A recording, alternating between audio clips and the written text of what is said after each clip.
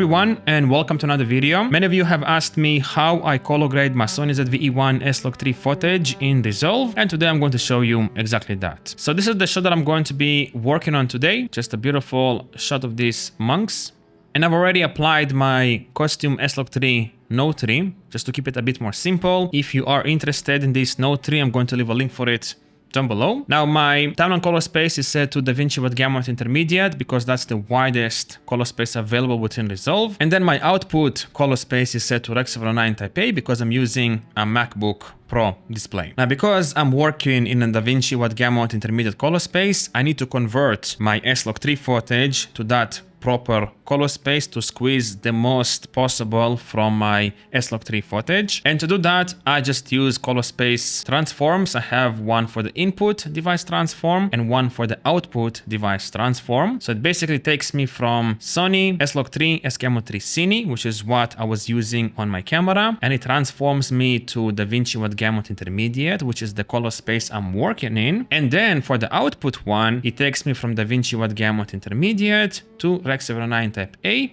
because I'm using a MacBook display. And now I'm going to be working between these two nodes to stay as much as possible within the Davinci with gamut intermediate color space to have the most flexibility possible when pushing exposure, contrast, and colors in Resolve. So basically, I have this node in here, this node in here. The bulk of the adjustments are going to be in here and then also in here. The only two exceptions, as you can see, are this noise reduction node and then grain node. For the grain, I prefer to add grain in a Rec. 709 color space, which is why I put it after the output device transform, because after, as you remember, I'm using Rec. 709, which means after this node, I am working in a Rec. 709 color space. And then the reason I have the noise reduction before the input device transform, basically before the conversion from S-Log3 to Davinci with gamut happens, is because I want to attack noise, if it is present in my footage, as early as possible in the process to get the absolute best results. So I have it in here just in case. I can turn it on and it's going to basically clean up most of the noise in most cases. But in this case, I'm going to leave it off because this shot looks really clean in my opinion. All right, next, before I move on, I want to mention that recently I kind of changed the way I color grade all of my shots from all of the cameras. And before I was doing it with this method by starting with color correction, basically adjusting the white balance, exposure and contrast, saturation and all this stuff, and then applying a look, then going back and forth between color correction adjustments and my look adjustments and balancing everything out. Whereas now I want to kind of make it a bit more efficient. So I am flipping it around. I am starting with a look first to bake in a look to my shot, and then I adjust everything basically underneath that look to get the results as quickly as possible. And what do I mean by look? I mean this Dehancer node, which basically applies a film emulation for me. In this case, it's Hector 100. Then I might sometimes play with these colors in here just to see what kind of a color I want. And in this case, I want it to be slightly pushed more towards blue. Let's say about here. This film developer I've completely disabled. Film compression I am using in here, which slightly compresses the highlights, as you can see, before, after, and I like this kind of effect. Then expand here I have enabled because I want to add a bit more contrast to the black parts of the frame. Before, after. And then for the print film, I'm using codec 2383 with default settings, except for the analog range limiter in here. And this is before, after. But like the film grain, halation, bloom, and all this stuff in here, I have completely disabled because, like I said, I prefer doing it in the end in the Rec. 709 color space. If necessary, I'm going to show later on exactly how I do it. And also I've set the output, of the Dehancer basically to 55% because at 100% sometimes it can be a bit too intense, especially with like high contrasty scenes where you have like strong highlights and strong shadows. In this case, it's not really that strong because the frame is evenly lit, but sometimes when you have a strong contrast between like highlights and shadows, it can be a bit strong. And for me, somewhere between 50 and like 70 works fine. So I start with like 55 and then like I play around with it until I'm happy, which in this case is about here, I would say like 75. Let's leave it at 75. And as you can see, it basically already applies a look for me, and then I'm going to start working underneath that to balance everything out. And also, before I forget, part of this look is this contrast node in here, which I applied like a contrast curve with these curves in here. As you can see, I basically compressed the highlights and then I slightly faded the shadows and I brought back some contrast just to already start with slight contrast pop basically in the shot to again get the results that I want as quickly as possible. But important thing, and I recently actually learned this, I have locked the middle gray of Davinci Wet Gamut in here just to get the absolute best results. And middle gray for Davinci Wet Gamut is 0.336. Unfortunately, you can't really dial it in here, so you kind of have to use like a DCTL, which I don't have at the moment. I might leave a link for it down below. But basically, what I'm trying to say is if you want to have like a clean look, make sure to lock the middle gray and then adjust the contrast around the middle gray. So what I'm trying to say, these two nodes in here, before, after, before, after, before, after, do the heavy lifting for me. And now I'm basically going to balance everything out to get the look that I want as quickly as possible. So to do that, I'm gonna start with exposure because I feel like it's a bit too bright. So I'm gonna come to my primary race color wheels and use the offset wheel to evenly bring down the exposure. I'm just gonna bring it down slightly. Let me put it around here. Something like this, just bring it down slightly. Now I feel like the white balance is a bit off. I see a slight red tint, but it is almost perfect. Just see a slight tint from the ND filter. So I'm gonna go to my balance node, which I set its gamma to linear. And then I only use the gain wheel to adjust the white balance because in my opinion, it delivers the absolute most accurate white balance adjustments, you know, within Davinci Resolve. So I'm gonna take this red color, just slightly reduce it to remove the red tint. Then maybe introduce a bit of blue just to clean up the slight yellow from the shot. Something like this. This is before, after, before, after. As you can see, just balances out the shot basically. And then I feel like this shot is still a bit flat for my liking, right? I mean, you can use it as is like this if you want like a faded look, but I wanna go for a high contrast punchy look in a way. So I'm gonna go to this contrast node and just add a bit of a contrast, but I'm gonna start with a macro adjustment and then I'm gonna, you know, turn into micro adjustments where I target specific brightness parts of the frame like shadows, midtones, and highlights. And the way I do it is by locking the pivot at 0.336. That's because that's the number for middle gray for Davinci Wet Gamut Intermediate. And by the way, I learned this from Colin Kelly, which is far more professional than me. If you want to learn more about color grading, definitely watch his videos. But basically this allows you to lock the middle gray of Davinci Wet Gamut Intermediate. And then with this slider in here, you can add more contrast between this middle gray point. And it's gonna look very pleasing in my opinion. I'm gonna set it to about here and just start adding some contrast. As you can see, even if I like go crazy, like it doesn't look too bad. 1.3 on a contrast is a lot, but it doesn't look too bad because my middle gray in here is locked. So I'm gonna go a lot and then start going back until I'm happy, which is about here. Like let's do 1.25. And now, if I'm not happy with this, which in this case, I kind of want to reduce the highlights a bit more, I am going to use the primaries and maybe even the sliders in here. So I feel like the highlights are a bit too strong still, so I'm gonna just slightly bring it down, maybe even use this, and maybe bring up the gamma a bit more. Something like that. And I feel like this is a good amount of contrast to have. And this is the before, after, before, after. As you can see, it makes a huge difference, but it looks still natural. Doesn't look like out of ordinary or something like that. It looks natural and pleasing. Now in here I also have a saturation node in case I need to add saturation, but I feel like this shot is well saturated enough, so I'm going to just disable this node. I don't need it. And then for these two nodes, I am going to come back to this later. This is where I target specific hues of the frame and, you know, readjust them if necessary. Then here I have some masks, which in this case I'm not really going to use because this shot is pretty much evenly lit, so I'm going to delete all of these mask nodes in here. And now I am going to create a look, basically, like add a bit of a split tone color scheme between shadows and highlights. And again, I learned this from Colin Kelly, and this is by far, in my opinion, the easiest way to add a certain color to the shadows and then to the highlights and create like a color separation between shadows and highlights. And I use this node for that. This is the look node. I use the curves, but again, I have locked the middle gray point for Davinci Wet Gamut Intermediate, and then I created 2 points in here just to keep it as safe as possible,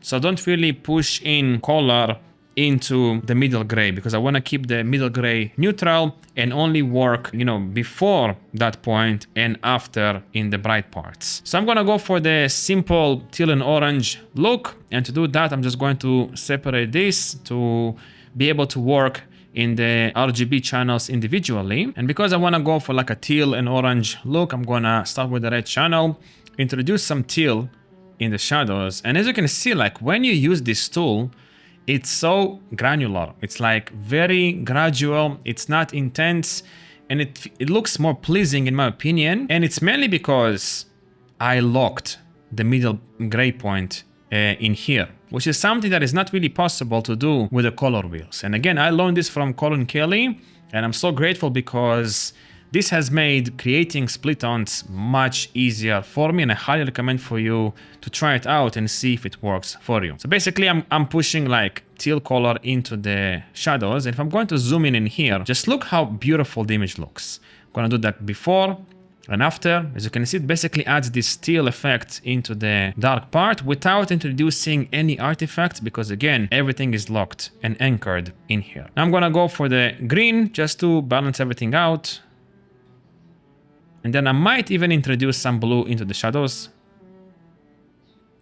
Just play around with this. See where I can go. Maybe something like this. Before and after, before and after. Looks fantastic. I'm going to zoom out and I'm going to introduce the opposite color to the highlights. So that's going to be like warm orange, yellow, and whatnot. Let's start with the red channel. I'm going to introduce some red into the highlights because I want to push something warm into it.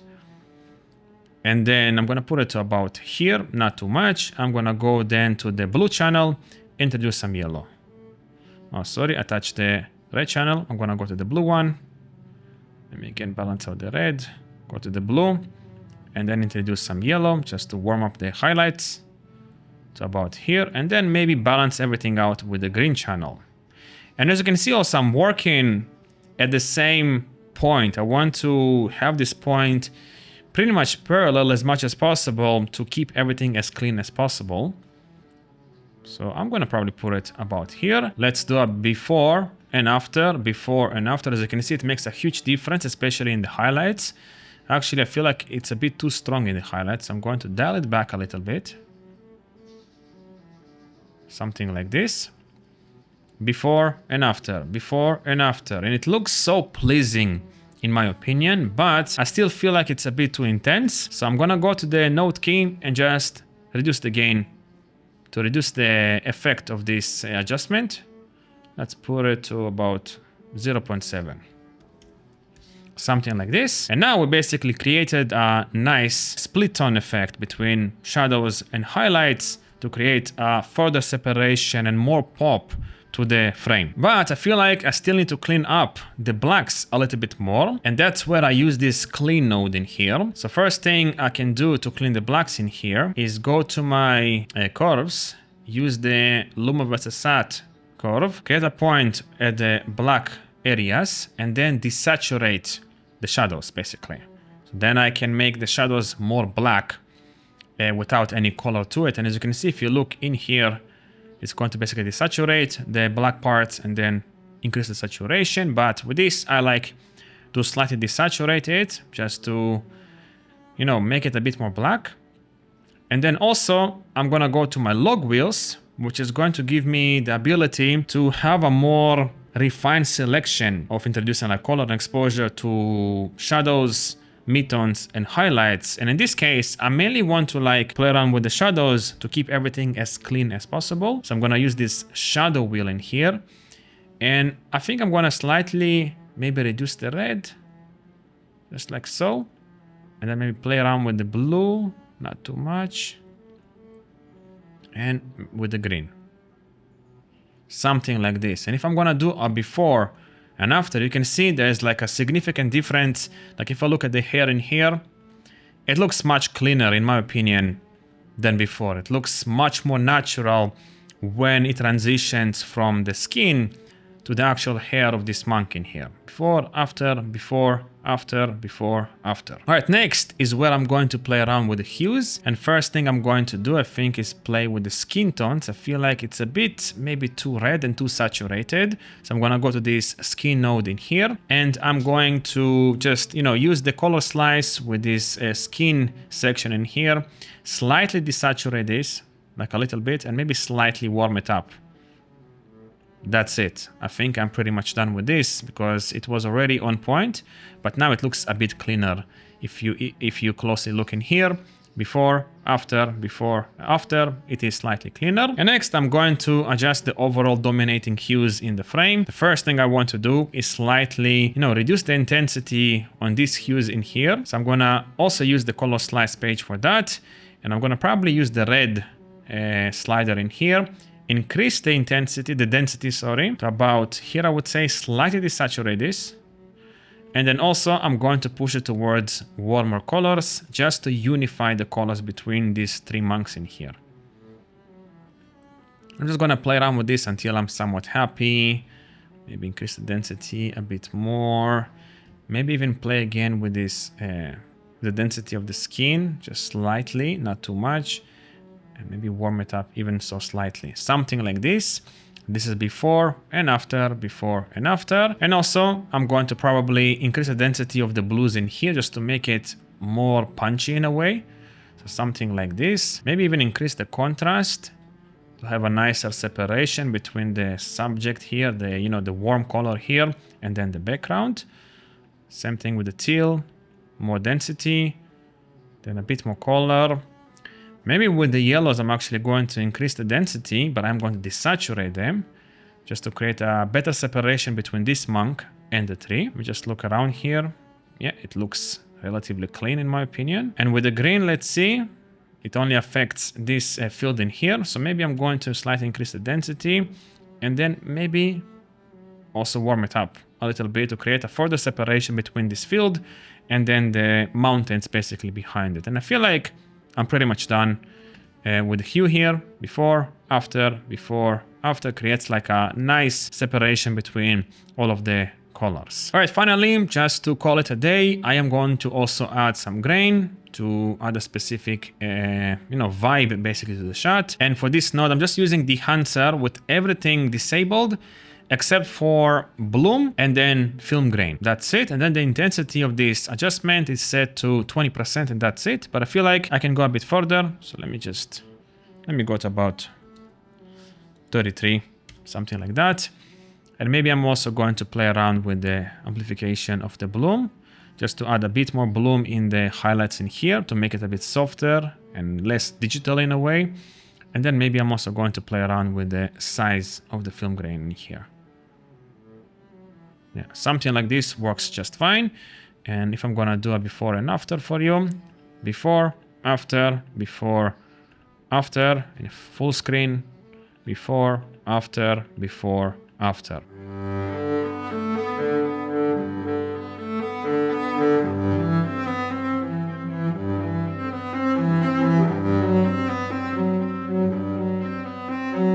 All right, so this is basically how I color grade S-Log3 footage in Davinci Resolve. Nothing really complex, as you can see.